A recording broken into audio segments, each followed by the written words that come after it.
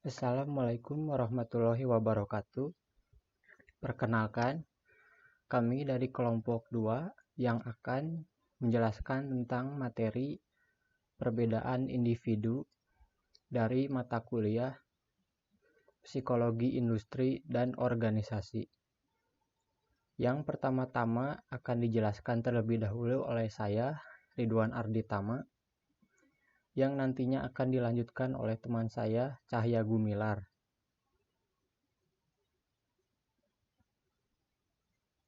Pada pokok pembahasan kali ini, untuk materi perbedaan individu, ada beberapa.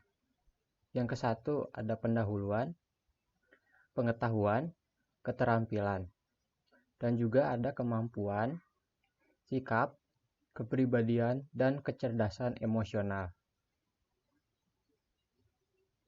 Pertama, pada pokok pembahasan pertama yaitu pendahuluan. Setiap organisasi dikelola dan diisi oleh manusia.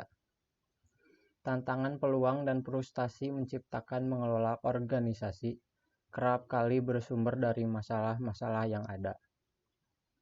Masalah itu pada gilirannya berasal dari anggapan yang salah bahwa manusia semuanya itu sama, sehingga mereka dapat diperlakukan secara identik.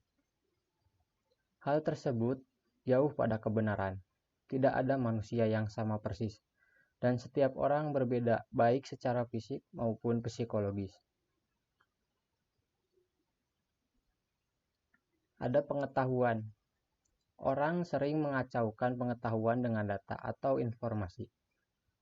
Pengetahuan tidak sama dengan data atau informasi, tetapi keduanya tidak dapat dipisahkan. Pengetahuan adalah informasi yang terorganisasi sehingga dapat diterapkan untuk memecahkan masalah.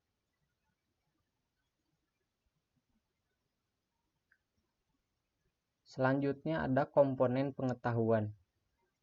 Dalam komponen pengetahuan ini ada 5 macam. Yang ke satu pengalaman, yang kedua kebenaran mendasar, yang ketiga penilaian, yang keempat petunjuk praktis, yang kelima ada nilai dan keyakinan. Pengalaman merujuk kepada apa saja yang pernah kita lakukan dan apa yang pernah kita alami dan lalui di masa lalu. Kebenaran mendasar merujuk pada mengetahui apa yang benar-benar terjadi dan apa yang tidak terjadi. Penilaian merupakan kemampuan yang dimiliki orang untuk menilai dan memodifikasi pengetahuan yang telah dimiliki sebagai respon terhadap situasi dan informasi baru. Petunjuk praktis adalah panduan tindakan manusia yang terbentuk dan berkembang melalui pengalaman coba-coba dan observasi dalam waktu panjang. Nilai dan keyakinan. Orang-orang baik yang di dalam maupun di luar organisasi sangat mempengaruhi pengetahuan organisasi. Yang selanjutnya ada jenis pengetahuan. Pengetahuan dapat dibagi menjadi 2 jenis. Yang ke satu ada tacit knowledge, yang kedua ada explicit knowledge. Tacit knowledge merupakan pengetahuan yang dimiliki seseorang dan sangat sulit diformulasikan, sulit dikomunikasikan, atau dibagi dengan orang lain. Explicit knowledge dapat diungkapkan dalam bentuk kata-kata, dapat juga jumlah, serta dapat dibagi dalam bentuk data, formula ilmu pengetahuan, spesifikasi produk, manual-manual, prinsip-prinsip universal. Selanjutnya ada keterampilan. Keterampilan itu dibagi menjadi 3. Yang ke satu ada job-related skills. Job-related skill keterampilan yang ketika ditanya seseorang apakah Anda punya keterampilan, ataupun sesuatu hal keterampilan yang dipunya atau sesuai dengan diri kita. Yang kedua ada adaptive skill. Adaptive skill merupakan keterampilan yang memungkinkan seseorang beradaptasi dengan berbagai situasi di dalam dunia pekerjaan. Yang ketiga ada transferable skill. Transferable skill merupakan yang telah kamu pelajari sepanjang hidup yang nantinya akan berguna dalam pekerjaan. Selanjutnya ada kemampuan. Kemampuan dasar adalah keterampilan yang dibutuhkan untuk melaksanakan pekerjaan dengan baik yang meliputi kemampuan kognitif, meliputi 3 dimensi. Yang kesatu ada pemahaman verbal, kemampuan kuantitatif, dan kemampuan berpikir. Pemahaman verbal mengacu kepada kemampuan atau kapasitas seseorang memahami dan menggunakan bahasa lisan maupun tulis. Kemampuan kuantitatif menunjukkan seberapa cepat dan akurat seseorang dapat memecahkan masalah matematika atau perhitungan. Kemampuan menalar atau berpikir adalah kapasitas seseorang menemukan solusi masalah. Yang selanjutnya ada sikap. Sikap adalah kepercayaan atau perasaan yang kuat terhadap orang, benda, dan situasi. Kita semua memiliki sifat yang menyenangkan atau positif, atau tidak menyenangkan negatif tentang hidup, hubungan manusiawi, pekerjaan sekolah, atau lainnya. Dan untuk slide selanjutnya akan dilanjutkan oleh Cahya Gumilar. Assalamualaikum warahmatullahi wabarakatuh. Perkenalkan, nama saya Cahya Gumilar dari MID NIM D3120111013, yang mana pada presentasi kali ini saya akan menjelaskan tentang perbedaan individu yang sebelumnya telah dipresentasikan oleh Ridwan Haritama, yaitu mengenai tentang sikap. Hal yang dapat dilakukan untuk mengubah sikap. 1. Sadari sikap Anda. 2. Berpikirlah untuk diri Anda. 3. Sadari bahwa tidak banyak manfaatnya bersikap negatif. 4. Tetap berpikir terbuka. Kepribadian. Kepribadian adalah sejumlah ciri yang relatif stabil yang membantu dalam menerangkan dan memprediksi perilaku individu. Individu berbeda namun ada kesambungan dalam beberapa hal.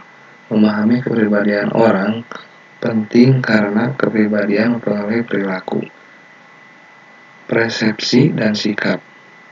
Ciri kepribadian yang terkait dengan pembelajaran karyawan meliputi lokus kendali, kebutuhan berprestasi, aktif, mandiri, dan ramah.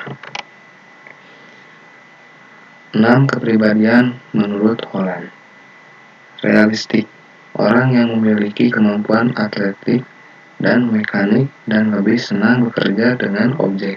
2. Investigatif. Orang yang suka mengamati. 3. Artistik. Orang yang memiliki kemampuan artistik. 4. Sosial. Orang yang tampil dengan kata-kata. 5. Enterprising. Orang yang suka bekerja dengan mempengaruhi, melatih, memotivasi, mengembangkan. 6. Konvensional. Orang yang bekerja dengan data. Kecerdasan emosional. Emosi. Kemampuan mengelola emosi pada khususnya dan kecerdasan emosi pada umumnya sangat penting bagi kepemimpinan. Daniel Goleman 1999,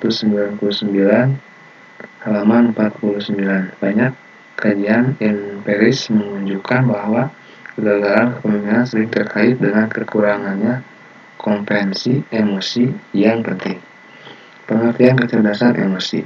Kecerdasan emosional atau kompetensi emosional atau EQ kadang-kadang digambarkan sebagai kemampuan otak kanan sebagaimana dibedakan dengan kemampuan otak kiri.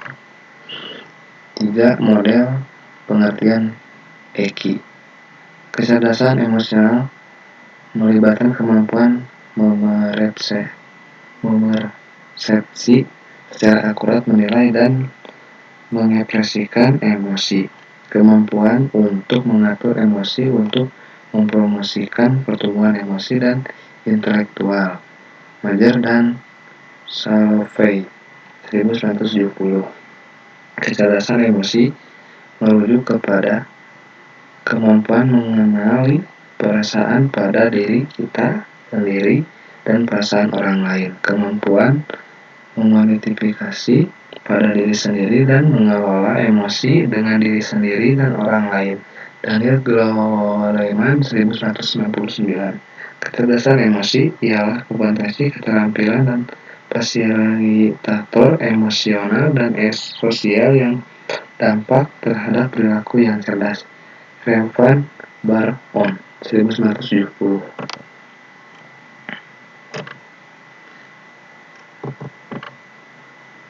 Unsur-unsur kompetensi kecerdasan emosi: kesadaran diri, manajemen diri, kesadaran sosial, manajemen hubungan.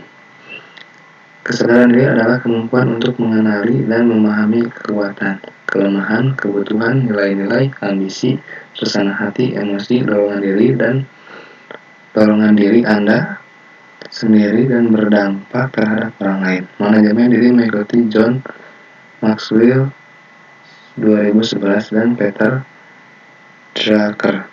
Kita harus mengelola emosi, waktu, prioritas, energi, pikiran, kata, kehidupan pribadi, kekuatan, mengetahui cara melakukan pekerjaan. Kesadaran sosial secara instan, merasa keadaan batinnya orang lain sampai memahami perasaan dan pikirannya. Manajemen hubungan, hal yang paling penting dan dihargai adalah kecerdasan sosial, yakni kemampuan bergaul dengan baik dengan orang lain. Terima kasih, mohon maaf apabila banyak kesalahan dan maafkan apabila tidak menampilkan facecam karena tampilannya burik sekali. Terima kasih. Wassalamualaikum warahmatullahi wabarakatuh.